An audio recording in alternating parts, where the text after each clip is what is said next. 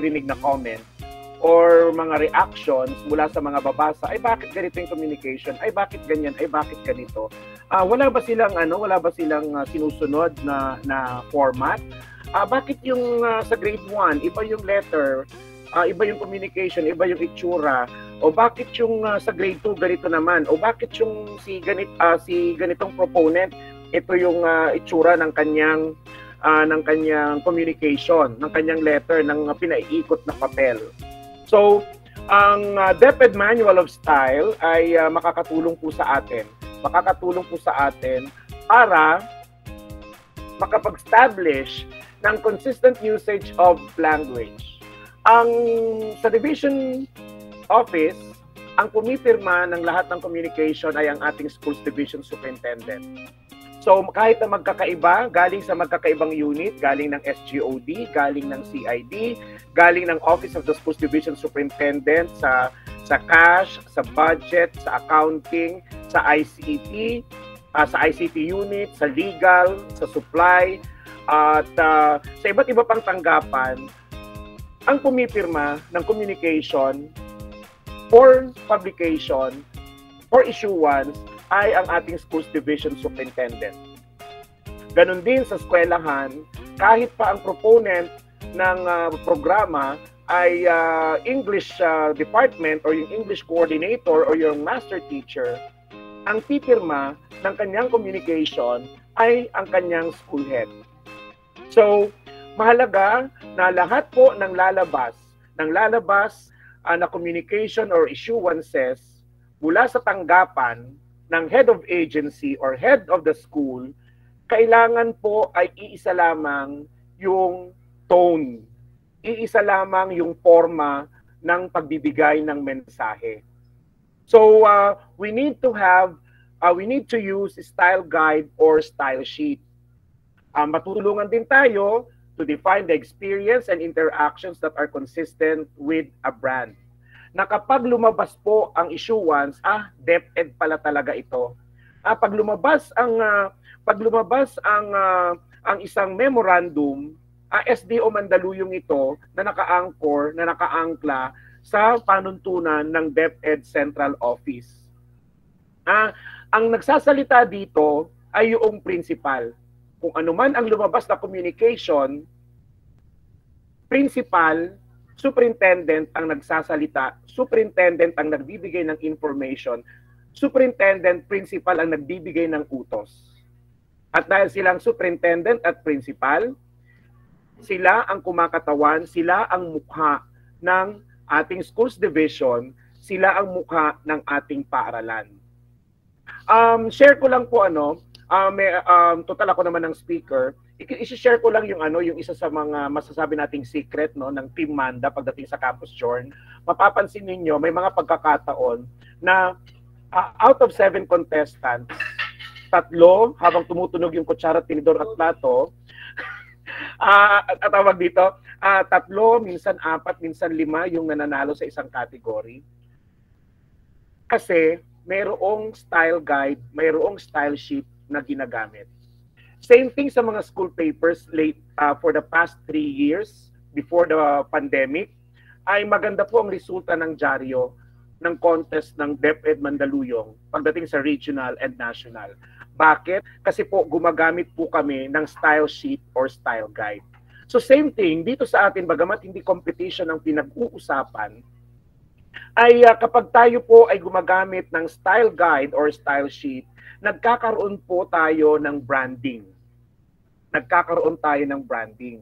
At dahil nga may branding tayo, nagiging maganda ang image, maganda ang feedback ng ating mga customer. Sino ba ang ating mga customer? Magulang, estudyante, LGU, mga stakeholders, ang ating mga sponsors, ang ating mga partners, at iba pang mga makakabasa at iba pang naaabot ng ating mga communication na ginagawa sa school at sa office.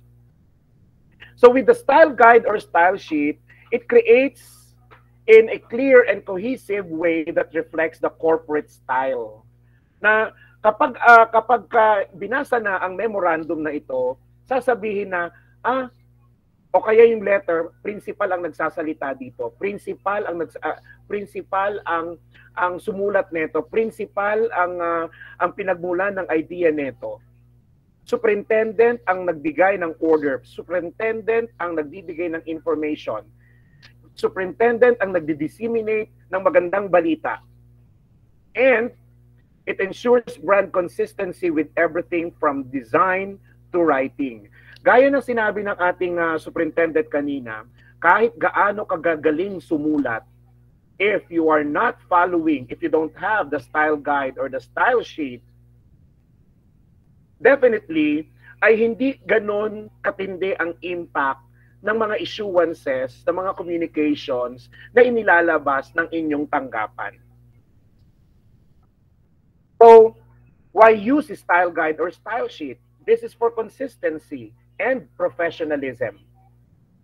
Hindi pa iba-iba ng forma. Alam kasi atawag dito, mamaya babanggitin, i-discuss ni Sir JD yung service marks and identity ano ba yan? Visual identity ng mga DepEd issuances at mga properties. At mapapansin din, i-discuss niya mamaya kung anong klaseng font ang gagamitin mo sa Republic of the Philippines Department of Education. Siyempre, pangungunahan na natin ng konti. Old English, magkakaiba ng font size. Habang yung Schools Division, National Capital Region at Schools Division Office, City of Mandaluyong, at yung inyong paaralan, ibang font style at size din ang gagamitin. Hindi po old Bookman, hindi po Times New Roman, hindi Arial, hindi Calibri, kundi Trajan or Trajan na font style. So, kapag magkakaiba kasi ng ginagamit na font, lalong-lalo na sa letterhead at sa communication, ay laging may nagtatanong, kanino galing tong letter na ito? Sino ang naglabas ng issuance na ito? Kaninong communication ito? Saan nag-emanate ang communication na ito? Bakit ganito? Bakit ganyan? So, para iisa lang ang tono, iisa lang ang mukha, kailangan gumamit tayo ng style sheet at sundin ang style guide, lalong-lalo na ang DepEd Manual of Styles o ang DMOS. So, ang DepEd Order number 30 Series 2019 ay inilabas. The title is the Department of Education Manual of Style. It is an order on the adoption and use of the Department of Education Manual of Style, DMOS. And we would like to appreciate ang mga offices, ang mga schools na talaga namang sumunod na, nag-adapt na at ginamit na po ang nilalaman ng Department of Education Manual of Styles or DMOS. Mula po sa inyong mga letterhead hanggang sa text na ginagamit, font style and font size na ginagamit sa content ng inyong mga communication. Maraming salamat. At dahil nga hindi pa 100% ang adoption at ang paggamit ng DMOS, ay inilabas naman ang DepEd Memorandum Number 82 Series 2022 titled Reiteration of the Strict Compliance to the Use of the Department of Education Manual of Style. So pinapaulit po sa atin, pinapaalala sa atin ang mahigpit na pagsunod sa paggamit ng DMOS. So mamaya po as we go on with this discussion ay malalaman ninyo na ay oo nga medyo hindi pa namin nasunod ito. So maganda no as we go on with the discussion, maganda po kung may hawak kayong mga communication or issuances or documents na inilabas na ng inyong opisina, ng inyong school, para po ma-review natin, ma-double check natin na, ay, oo nga, parang hindi ko pa nasunod yun. Ay, oo nga, parang hindi pa namin nasunod yun. Ayan. At ang sinasabi ng DepEd Memo number 82, Series 2022, the Department, paragraph number 2 says, the Department shall enforce the aforementioned DepEd order to ensure clarity, completeness of information, conciseness and consistency in spelling, grammar, punctuation, hyphenation, capitalization, typeface, and abbreviation in all DepEd official documents. So when you say DepEd official documents, these documents come from the DepEd Central Office o kaya naman sa regional office, sa schools division offices, school district offices, at sa ating mga eskwelahan. At sinabi pa sa number 6, paragraph number 6, all personnel of this department are also reminded that administrative disciplinary action and other legal remedies may be initiated against anyone found responsible for violating any provisions in this order. Kaya naman po, tayo nagkakaroon ng ganitong gawain, nagkakaroon tayo ng second run ng orientation. At kung hindi po ako nagkakamali, ay itong taon na ito din, ay nagkaroon din ng office-based orientation si Mr. Mercado about DEMOS. Okay, sa DepEd Order number 30 Series 2019, ang sabi, paragraph number 5, DepEd through the Publications Division of the Public Affairs Service shall conduct the National Orientation and Workshop on the use of the Department of Education Manual of Style for personnel designated as RIOs or Regional Information Officers, DIOs or Division Information Officers, and other personnel involved in the preparation of official documents in their workplaces. So ito'y ginanap noong 2019. So ine-expect po na lahat ng mga umattend sa national orientation ay nag-conduct na rin ng orientation sa regional level, sa division level, and sa school level. So paragraph number 6 of the DepEd Order number 30, the monitoring and evaluation activities shall be encouraged in all DepEd offices from the central, regional, and schools division, schools district offices. PAS-PD shall update the DEMOS 2018 edition based on the results of continuous monitoring and evaluation.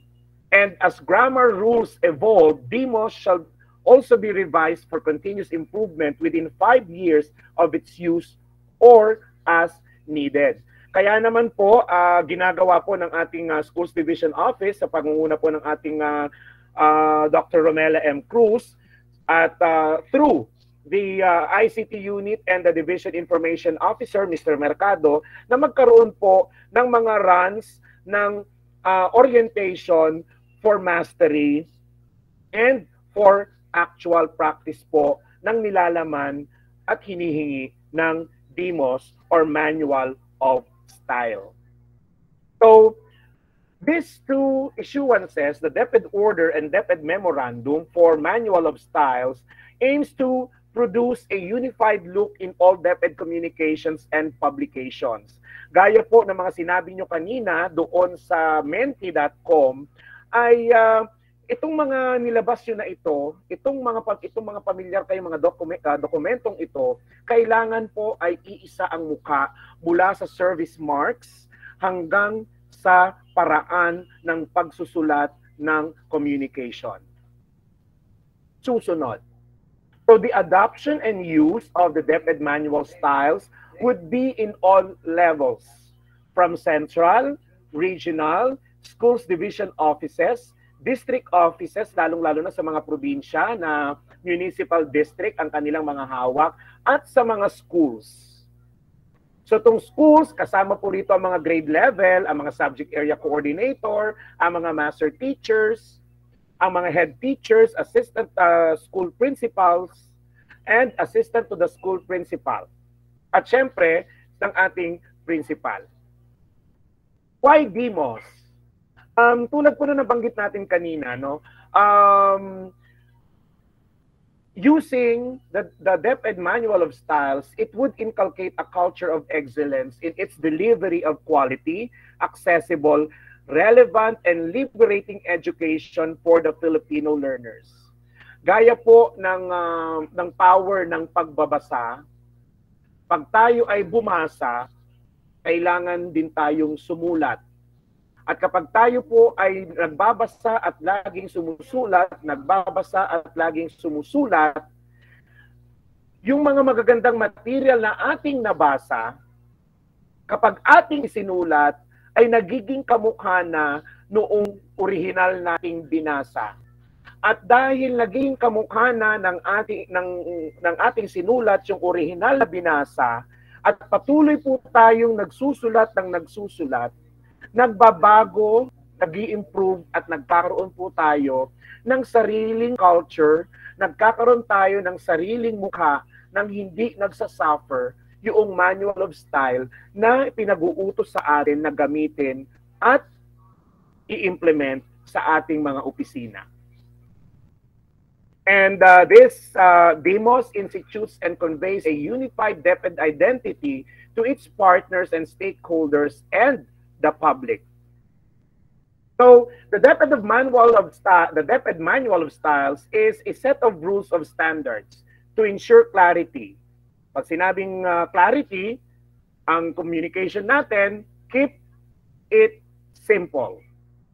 And most of the communications, kung pwede, ay gamitin natin ang active voice. Maybe I am not the authority discussing active voice, pero bibigyan ko kayo ng mga sample na mga sentences or paragraphs na ginagamit natin sa ating mga communication and issuances. So active voice is advantageous in written communications. Bakit? Readers know who is acting at all times.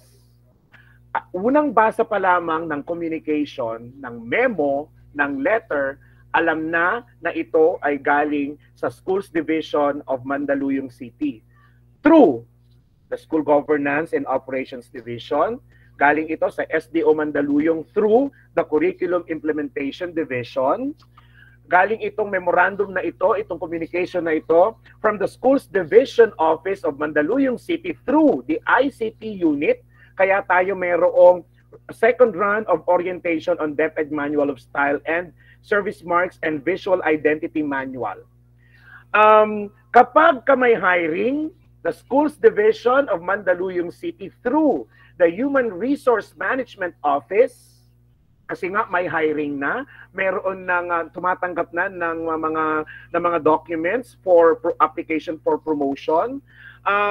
Kapag ka meron na, pagka sinabi na mag-renew na kayo ng inyong mga bonds, ng inyong bonds sa bangko ba yan, sa treasury, kapag kayo po ay magre-renew na ng mga signatory, mag-change of signatory, the Schools Division Office through the cash unit,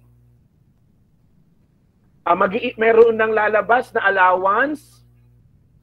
The Schools Division Office of Mandaluyong City through the cash unit announces that kapag magpapasa na kayo ng inyong work and financial plan, the Schools Division Office Mandaluyong City through the budget unit, kapag kayo po ay paalalahanan na mag-ayos na po ng inyong mga liquidation report, the Schools Division Office through the accounting unit.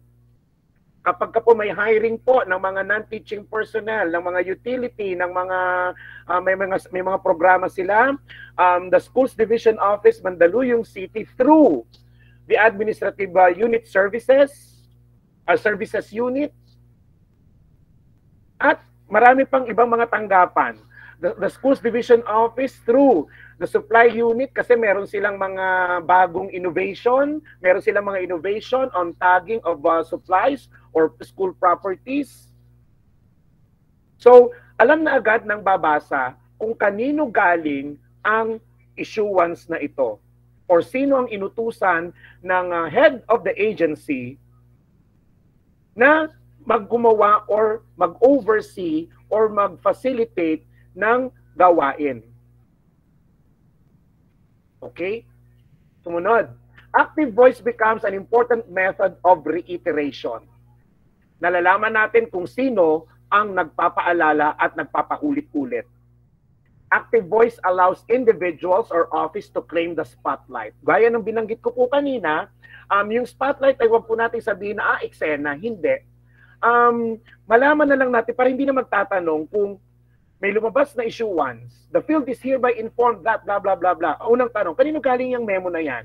Sino kaya ang una namin kakausapin about that? Kasi nga hindi naman binanggit sa opening statement kung sino ang individual or office na responsible doon sa paggawa ng communication. Mamaya, I will show you different types of communications na galing sa CO na nagbabanggit ng mga individuals or office na responsible po doon sa communication na yon. Okay. Example, ito na pala yon.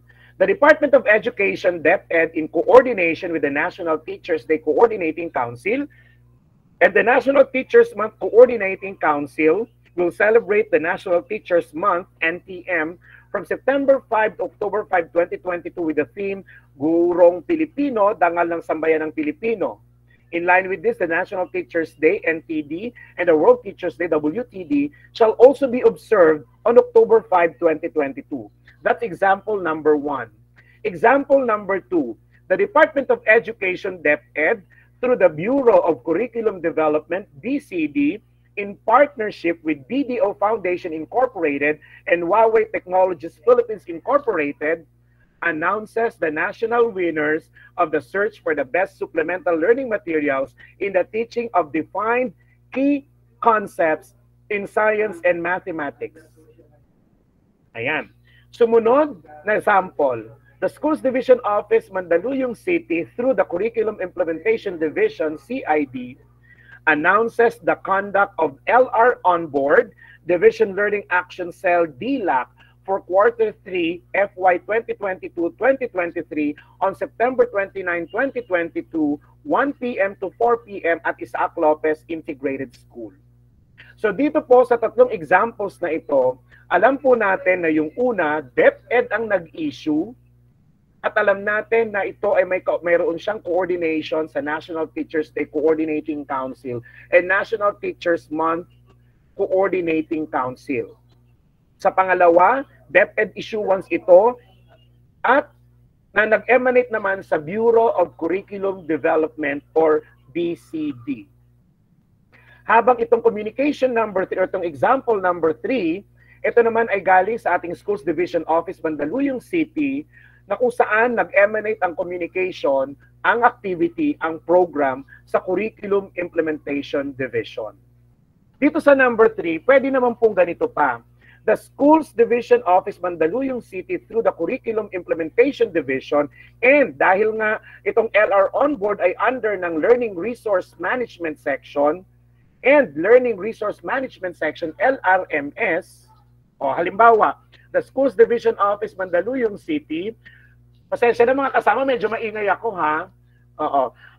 The Schools Division Office of Mandaluyong City through the School Governance and Operations Division and the Youth Formation Division, kasi nga sa SJOD, may iba't ibang section din. May, hindi ko alam kung tama ba na section yon, na meron silang DRRM, meron silang Youth Formation Division, yung mga ganong mga sub-offices or subsections ng kanilang tanggapan. Okay. So DEMOS, which is a set of rules of standards, would give us completeness and conciseness of information. So, ito yung 5 W's and H. Parang yung pagsusulat lamang yan ng balita, ng isang sports news. Ayan. So, for example, ito, Sum and Substance, the 5th Division Management Committee, MANCOM meeting. Pag sinabing what, ano ba ang what? Sum and Substance, the 5th Division Management Committee meeting. When? September 30, 2022, Friday, 7:30 a.m. Where? MG Tower 2, Shaw Boulevard, Mandaluyong City. Why? For the realization of shared vision and attainment of the SMART goals of the Schools Division of Mandaluyong City in its Learning Continuity and Recovery Plan LCRP for school year 2022-2023. So it doesn't mean na 5Ws and H, lahat ng 5Ws and H ay ilalagay mo sa first paragraph. So tandaan po natin, kailangan pa rin hindi ganun kahaba ang bawat paragraph or sentences na gagamitin natin sa ating communication. Bakit? Kapag mahaba, ang gagawin lamang hanggang initial lang. Pag pinagkatanungan, bakit wala ka pa, nasaan ka, bakit ano bang meron ngayon? Kasi, di ba, exicom ngayon, mancom meeting, nasaan ka? Ay, hindi ko alam. Pero, meron na palang memo na lumabas at nabasa na niya, kaso hindi masyadong nag-sink in sa kanyang isip. Next example, attaches a letter from Leonor Magtolos Briones, Center Director Simeo Inotec, regarding the conduct of the hand-in-hand We Stand Parents, Teachers, and the Community Making a Better World for Our Students Knowledge Forum at Pearl Hall, Simeo Inotec, Quezon City on September 30, 2022 from 1 p.m. to 5:30 p.m. The contents of which are self-explanatory and for the information of those involved. What? Hand in hand, we stand, parents, teachers, and community making, blah, blah, blah. Who? Sino nagpadala nito? Leonor Magtolis Briones, Center Director. Pasensya na, Dr. Jet. When? Aware? Pearl Hall, Simeo Inotec, Quezon City. When? September 30, 2022, 1 to 5:30 p.m. So, nandoon po ang ilang elemento ng 5Ws and H. Who, what, where, when, why, and then the how. Susunod na example. Siyempre, yung ginawa ko na ring memo, gagamitin natin. Pursuant to Republic Act 7079, otherwise known as Campus Journalism Act of 1991, the Schools Division Mandaluyong City, through the Curriculum Implementation Division, shall conduct the first consultative conference, CONCON, with the elementary school paper advisors and journalism teacher coaches for group categories, elementary and secondary levels, on October 6, 2022, 2 p.m. at Eloy Rodriguez Integrated School. What? First CONCON. Who? SDO Mandaluyong through the Curriculum Implementation Division. When? October 6, 2022, 2 p.m. Where? Eloy Rodriguez Integrated School. Why? This is in pursuant to Republic Act 7079, otherwise known as Campus Journalism Act of 1991. Sumunod, another example. Under paragraph 17 of the implementing guidelines on the school calendar and activities for the school year 2022 and 2023 of Deputy Order Number 34, Series 2022, which states that starting November 2, 2022, all public and private schools shall have transition to 5 days in-person classes. The Schools Division Office, Mandaluyong City, issues the preparations for the implementation of the full 5 days in-person classes for the information and appropriate action of all concerned. What? Preparations for the implementation of the full 5 days in-person classes. Who? Schools Division Office, Mandaluyong City.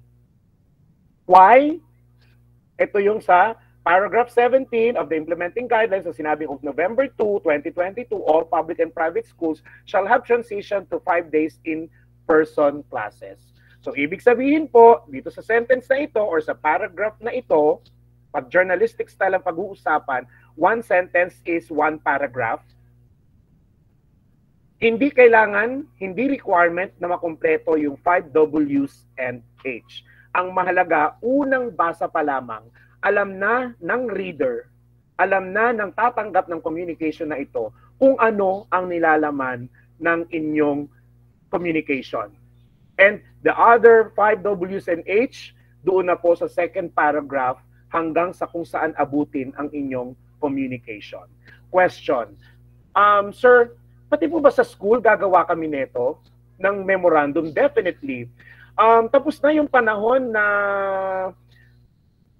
yung logbook, yung malaking notebook, naabutan ko pa yun na doon kami pinapipirma ng aming school principal, na handwritten yung school memo, pinaiikot sa bawat klase, sa bawat room, sa bawat teacher, sa bawat non-teaching personnel, na nandoon lamang yung mga heads up, mga for information dissemination.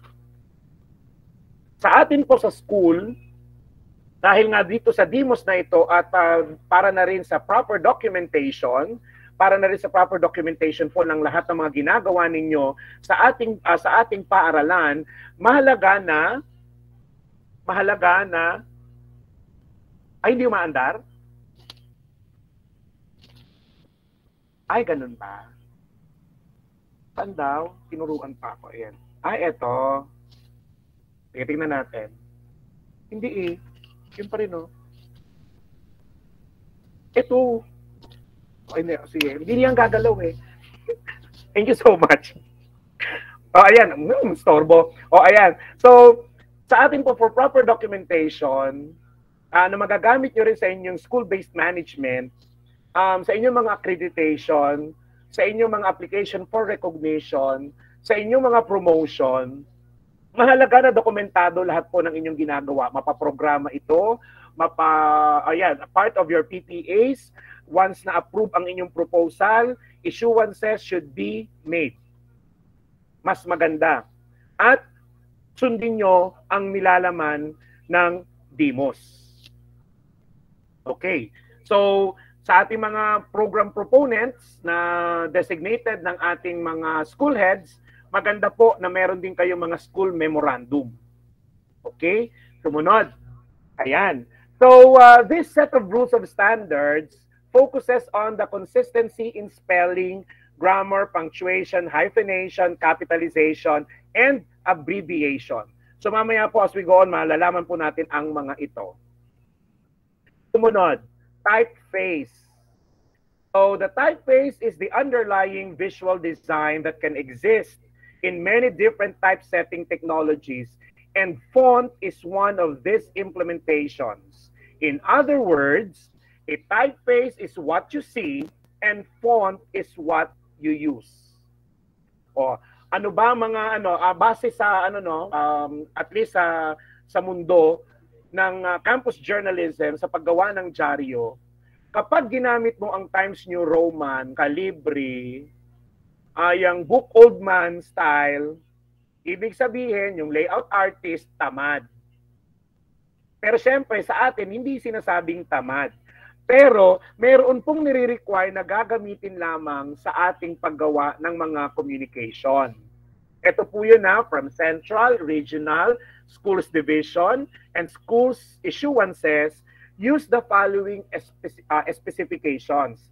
The font style is Bookman Old Style, while the font size is 11 points.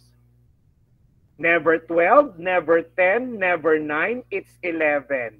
Bookman Old Style, not Calibri, not Times New Roman, not Arial Round, just Bookman Style. Ito po yung content ng inyong communication or issuances or documents. Iba pa po yung font style na gamit naman sa letterhead at sa footnote. Ito lang po yung pinag-uusapan yung loob ng inyong communication.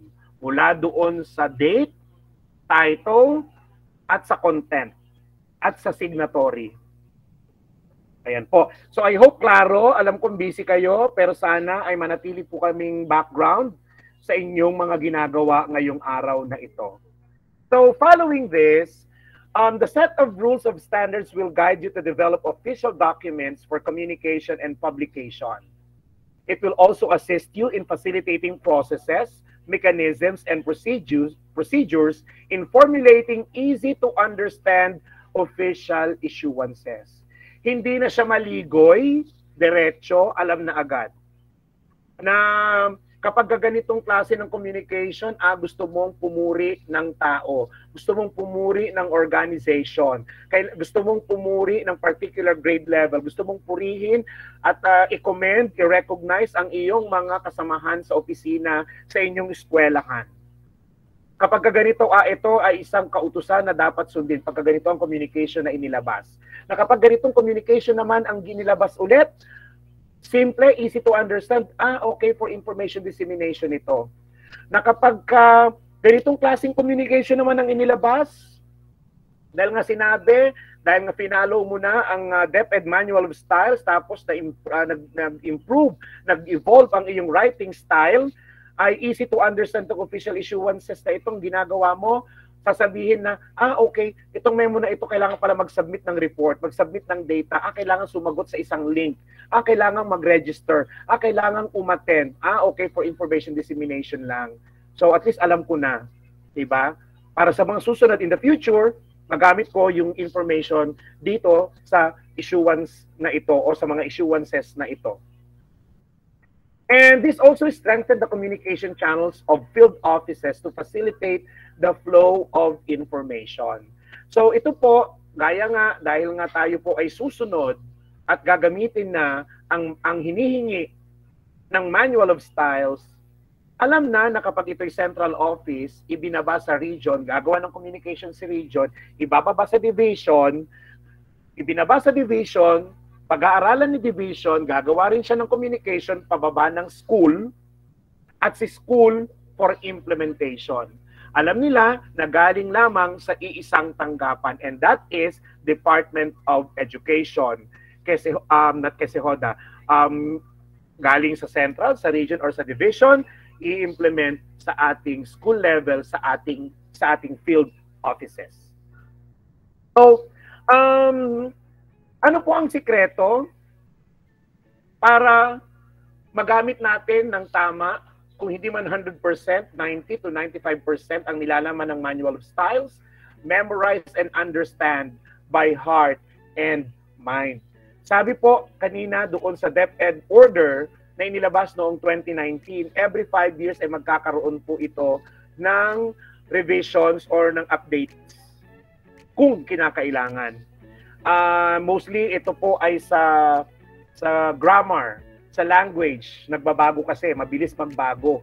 Okay? So ganun din no, i-share ko lang din ulit no sa Jorn, itong ang style guide no na ginagamit sa pagsusulat ng iba't ibang klase ng article at paggawa ng dyaryo ay paulit-ulit lang din naming dinidiscuss ang style guide, na kahit na nagsimula siya ng grade 4, pagdating niya ng grade 5, uulitin namin yung style guide, ganun din ng grade 6, pagdating ng grade 7, 8, 9, 10, 11, 12, taon-taon nilang napapanood, taon-taon nilang naririnig at na-i-immerse yung kanilang mga sarili sa style guide ng pagsusulat.